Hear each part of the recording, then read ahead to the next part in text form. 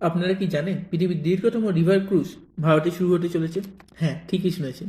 আগামী 13ই জানুয়ারি আমাদের প্রধানমন্ত্রী নরেন্দ্র মোদীজি বারাণসী থেকে ভারতের কলকাতা হয়, বাংলাদেশ হয়, তারপর ডিব্রুগড় পর্যন্ত বিশ্বের বৃহত্তম নদী ক্রুজ গঙ্গা বিলাসের উদ্বোধন করবেন।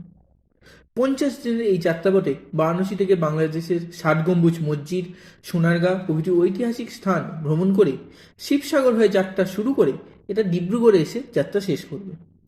আইকনিক সাইটগুলি ছাড়াও সুন্দরবন ডেল্টা ও কাজিরাঙা ন্যাশনাল পার্কের মধ্যে দিয়েও এই রিভার ক্রুজটি যাবে।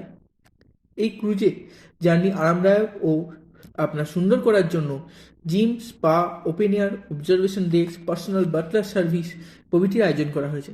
এছাড়া পুরোই 50 দিনে বিভিন্ন কালচারাল প্রোগ্রাম ও গান বাজনা থাকবে। এর মাধ্যমে আশা করা যাচ্ছে যে বিশ্বে ভারতের রিভার ক্রুজ ট্যুরিজম ইন্ডাস্ট্রি অনেকটাই নিজের জায়গা করে নেবে।